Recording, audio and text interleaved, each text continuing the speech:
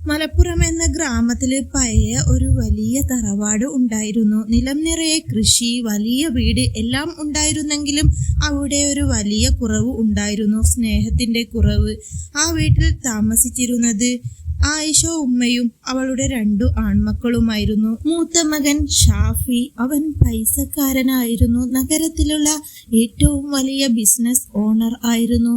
ഇളയ മകൻ സാലിഹ്, പാവപ്പെട്ടവൻ, നാട്ടിൽ കഷ്ടപ്പെടുന്ന ഒരു സാധാരണ മനുഷ്യൻ.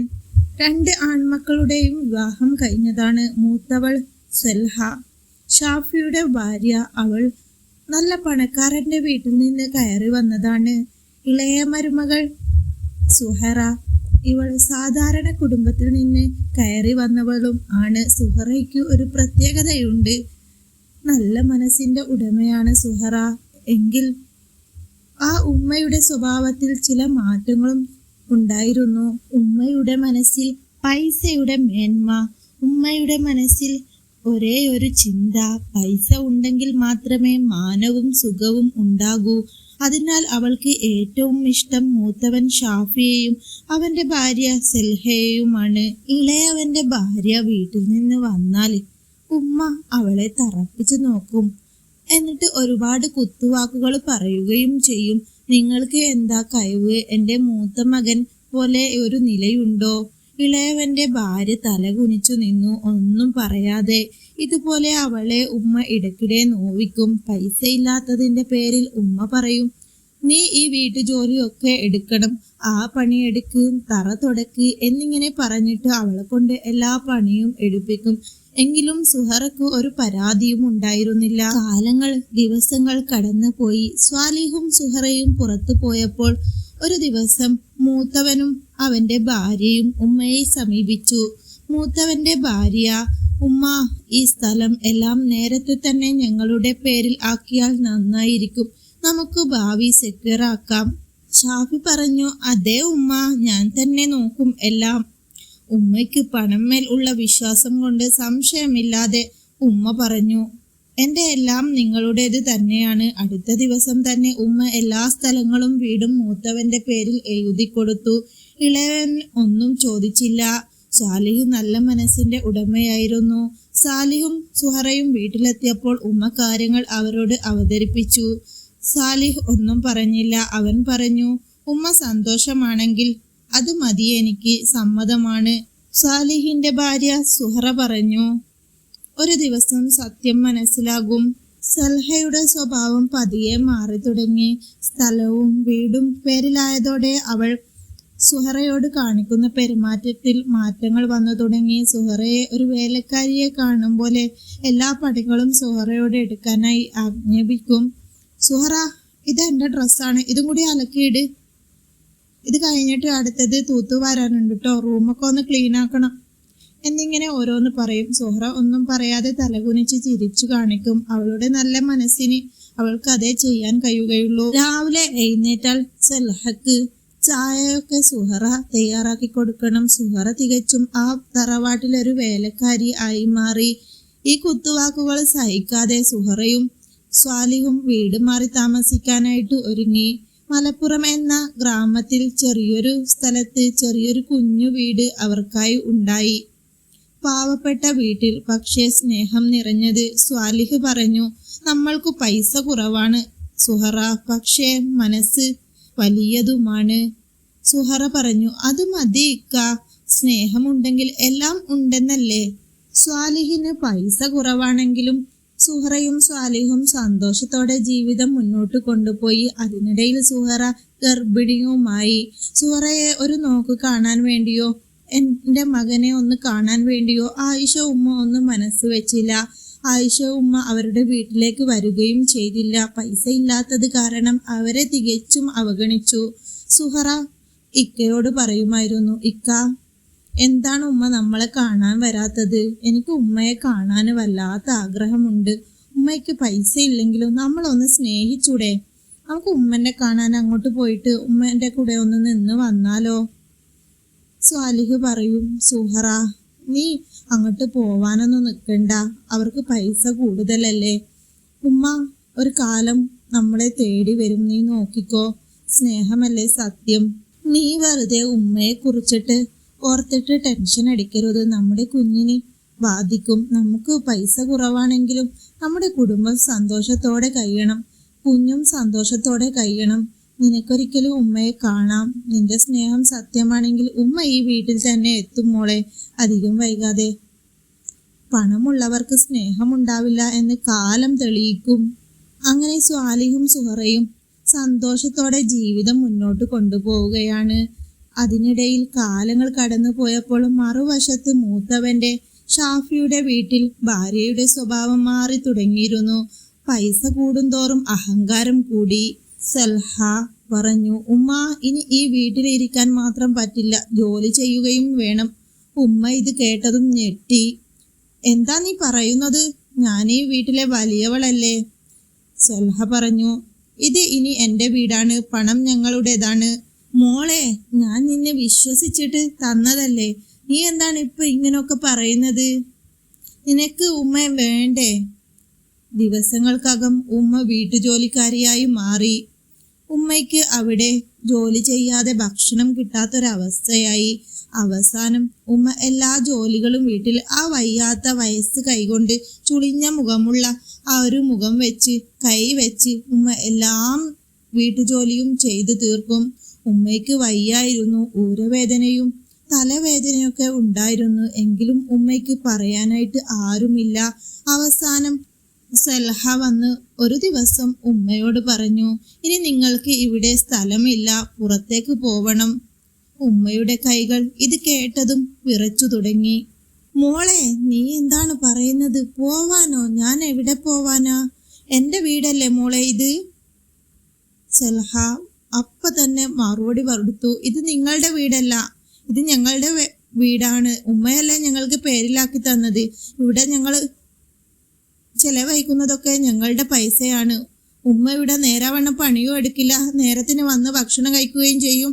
എന്താ ഇവിടെ ഫ്രീ ആയിട്ട് എന്തെങ്കിലും കൊടുക്കുന്നുണ്ടോ? ഉമ്മക്ക് ഇങ്ങനെയൊന്നും ഇനി ഇവിടെ നിൽക്കാൻ കഴിയില്ല. ഉമ്മയ്ക്ക് പണിയെടുക്കാതെയും അവിടെ ഇവിടെ ഇരുന്ന് സമയം ചെലവഴിക്കണമെങ്കിലും പുറത്ത് പോയിട്ട് വേറെ വീട് നോക്കിക്കോ. ഇന്ന് ഉമ്മ ഇവിടുന്ന് പുറത്തു പോകണം. സൽഹയുടെ സംസാരം കേട്ട് ഉമ്മ ആകെ വിറച്ചു. ഉമ്മയ്ക്ക് തിരിച്ചൊന്നും പറയാനായിട്ട് ഉണ്ടായില്ല. ഉമ്മ ഒരു നിമിഷം ആലോചിച്ചു. അവൾ നൽകിയ എല്ലാം, നിലം, വീട്, കൃഷി, എല്ലാ സ്ഥലവും എല്ലാം ഞാൻ എൻ്റെ ഷാഫിയുടെ പേരിലല്ലേ ആക്കിയത്. ഇപ്പോൾ അവൾക്ക് ഒന്നുമില്ല, പാവമാണ്. എന്നാലും ഷാഫി എന്നോടിങ്ങനെ ചെയ്യുമെന്ന് ഞാൻ കരുതിയിട്ടില്ല. സൽഹ പറഞ്ഞെങ്കിലും ഷാഫി ഒന്ന് എതിർക്കാൻ പോലും നിന്നില്ല. അവൻക്ക് ഉമ്മയുടെ സ്ഥാനം പോലും ഇല്ല. വയസ്സ് ചെന്ന ശരീരം. കണ്ണീരോടെ ഉമ്മ ഇളയവന്റെ വീട്ടിലേക്ക് പോവാം എന്ന് കരുതി അവിടെ നിന്ന് പടിയിറങ്ങി വാതിൽക്കൽ നിന്നു. ഉമ്മയുടെ മനസ്സ് ആകെ കുറ്റബോധം കൊണ്ട് നിറഞ്ഞിട്ടുണ്ടായിരുന്നു. ആ രാത്രിയിൽ ഉമ്മ വീട്ടിൽ നിന്ന് പുറത്തിറങ്ങി റോഡിലൂടെ നടന്നു. ആരും സഹായത്തിനോ സഹതാപത്തിനോ വന്നില്ല. എൻ്റെ മകൻ്റെ വീടെവിടെയാണ് എന്ന് പോലും എനിക്കറിയില്ല.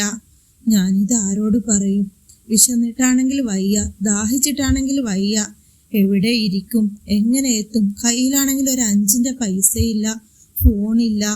ആയിഷ ഉമ്മ റോഡരികിൽ മുട്ടുകുത്തി കുനിഞ്ഞു കരഞ്ഞു. അല്ലാ, എനിക്ക് മാപ്പ് തരണേ അല്ലാ, ഞാൻ സ്നേഹത്തെ മനസ്സിലാക്കിയില്ല. എനിക്ക് വലിയൊരു തെറ്റ് പറ്റി അല്ലാ.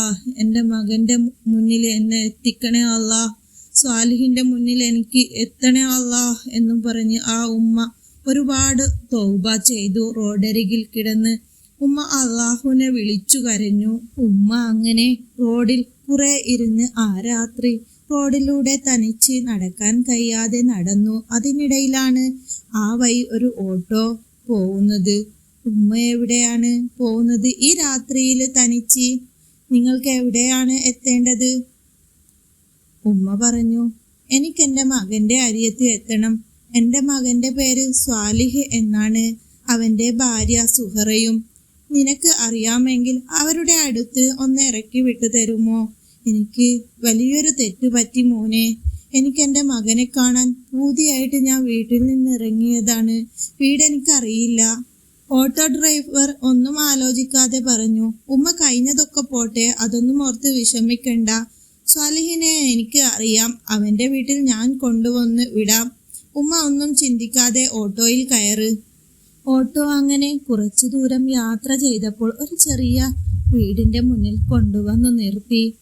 ഓട്ടോ ഡ്രൈവർ പറഞ്ഞു, ഉമ്മ ഇവിടെ ഇറങ്ങിക്കോളൂ, ഇതാണ് സ്വാലിഹിന്റെ വീട്. ഉമ്മ പോയിട്ട് ബെല്ലടിച്ചോളൂ, ഞാൻ പോവുകയാണ്. മോനിക്ക് തരാൻ വേണ്ടി, ഈ സഹായത്തിന് തിരിച്ചു തരാൻ വേണ്ടി പൈസയൊന്നും ഇല്ല ഈ ഉമ്മാന്റെ കയ്യിൽ. മോനെനിക്ക് പൊരുത്തപ്പെട്ട് തരണം. ഉമ്മ പോടുമ്മ, സ്വാലിഹ് എൻ്റെ അടുത്ത സുഹൃത്താണ്, പൈസ ഒന്നും വേണ്ട. ഉമ്മ എനിക്ക് ഉമ്മയെ പോലെ തന്നെയാണ്. ഓട്ടോ ഡ്രൈവറുടെ സ്നേഹം കണ്ട് ആയിഷ ഉമ്മ ആകെ പകച്ചുപോയി. ജനങ്ങളായാൽ ഇങ്ങനെ വേണം. അല്ലാ, എനിക്കൊരു ബുദ്ധിമോശം വന്നുപോയി എന്നും പറഞ്ഞ് ചിന്തിച്ച് ഉമ്മ ആ വീട്ടുമുറ്റത്തേക്ക് നടന്നു അടുത്തു. വയസ്സ് ചെന്ന ശരീരമായിരുന്നു, ചുളിഞ്ഞ കൈകൾ. ആ കൈകൾ കൊണ്ട് കണ്ണീരോടെ കണ്ണീരൊപ്പി. ഉമ്മ ഇളയവന്റെ വീട്ടിലേക്ക് നടന്നു. വാതിൽക്കൽ നിന്നു. മോനെ ഞാൻ വന്നിട്ടുണ്ട് മോനെ സ്വാലിഹേ, ഉമ്മയാണ് വിളിക്കുന്നത്. സ്വാലിഹിന്റെ പ്രതികരണം. ഓടി വന്നു. ഉമ്മാ, എന്താ ഈ അവസ്ഥ? ഉമ്മ ആകെ ഒന്നും നോക്കാതെ സ്വാലിഹിന്റെ പ്രതികരണം കണ്ട് പൊട്ടിക്കരഞ്ഞു. ഞാൻ തെറ്റിച്ചു മോനെ, പണത്തിന് വേണ്ടി നിന്നെ വിട്ടു. നീ എന്നോട് പുറത്തു തരണം മോനെ. ഉമ്മയ്ക്കൊരു അബദ്ധം പറ്റിയതാണ്. സ്വാലിഹെ, നീ എനിക്ക് പുറത്തു തരണം. ഉമ്മ എന്ത് ചെയ്താലും ഞങ്ങൾക്കതൊന്നും ഒരു വിഷയമല്ല ഉമ്മ എന്നും ഞങ്ങളുടെ ഉമ്മയല്ലേ. ഉമ്മ വരുന്നതും കാത്ത് ഞങ്ങളിവിടെ ഇരിക്കായിരുന്നു. ഉമ്മ എന്ന് വരുമെന്നോർത്തിട്ട് ഉമ്മ എന്ത് ചെയ്താലും ഞങ്ങൾക്ക് പൊരുത്തം തന്നെയാണ് ഉമ്മ ആകെ ക്ഷീണിച്ചല്ലോ. എന്താ ഇക്കാക്ക എവിടെ പോയി? ഉമ്മ വീട്ടിനുള്ളിലേക്ക് കയറ്, ഭക്ഷണം കഴിക്കാൻ എന്തെങ്കിലും എടുക്കാം, എന്നിട്ട് സംസാരിക്കാം നമുക്ക്. സുഹറയുടെ മഹത്വം അന്നായിരുന്നു ഉമ്മ അറിഞ്ഞത്. എല്ലാവരും കരഞ്ഞു നിന്നപ്പോൾ സുഹറ, ഇളയവന്റെ ഭാര്യ, മുന്നോട്ട് വന്നു. ഉമ്മ, ഇത് നിങ്ങളുടെ വീടാണ്, ഇക്കാക്ക ഇറക്കി വിട്ടോട്ടെ. ഞങ്ങൾക്കു നിങ്ങൾ തന്നെയാണ് സമ്പത്ത്. ഉമ്മ അവളെ നോക്കി. അവളുടെ കണ്ണിൽ സ്നേഹം മാത്രമേ കണ്ടുള്ളൂ. മോളെ സുഹറ, നീ എനിക്ക് മാപ്പ് തരണം മോളെ, നിന്നെ ഞാൻ ഒരുപാട് കഷ്ടപ്പെടുത്തിയില്ലേ. സുഹറ ആ നിമിഷം പറഞ്ഞു, ഉമ്മ കഴിഞ്ഞതൊക്കെ കഴിഞ്ഞ്. ഉമ്മ അതൊന്നും ഓർത്ത് വിഷമിക്കണ്ട, ഞാൻ അതൊക്കെ അന്നേ പൊരുത്തപ്പെട്ട് തന്നതാണ്. ഉമ്മ വരാത്തതിൽ എനിക്ക് വിഷമമുണ്ടായിരുന്നു. ഉമ്മ ഒന്നും ഓർത്ത് വിഷമിക്കണ്ട, ഉമ്മാക്ക് സുഖമായിട്ട് ഈ വീട്ടിൽ കഴിയാം, ഒരു കുറവും ഞങ്ങളെ വരുത്തില്ല. ഉമ്മ സന്തോഷമായാൽ കണ്ടാൽ മതി എന്നും പറഞ്ഞതും ഉമ്മയും സുഹറയും പൊത്തിപ്പിടിച്ച ആ നിമിഷം കരഞ്ഞു. ഉമ്മയുടെ കണ്ണുനീർ ധാരധാരയായി ഒഴുകി. ഉമ്മ ആ നിമിഷം മനസ്സിലാക്കി, പൈസ കൊണ്ടുള്ള സ്നേഹം താൽക്കാലികമായിരിക്കും. സത്യസ്നേഹം കഷ്ടകാലത്ത് മാത്രമേ കാണാൻ പറ്റുകയുള്ളൂ. ഉമ്മ കണ്ണീരോടെ പറഞ്ഞു, പൈസയെ ഞാൻ സ്നേഹിച്ചു, പക്ഷേ സ്നേഹമാണ് എന്നെ രക്ഷിച്ചത്. പൈസയല്ല, മനുഷ്യരുടെ മനസ്സാണ് ഏറ്റവും വലിയ സമ്പത്ത്. നിങ്ങൾക്ക് ഈ ഒരു കഥ ഇഷ്ടപ്പെട്ടെങ്കിൽ ഈ ഒരു ചാനൽ നിങ്ങൾ സബ്സ്ക്രൈബ് ചെയ്യണം, ലൈക്ക് തരണം, നിങ്ങളുടെ അഭിപ്രായം കമന്റിലും അറിയിക്കണം. നമുക്ക് ഇതുപോലെ രസകരമായ അടുത്ത കഥയിൽ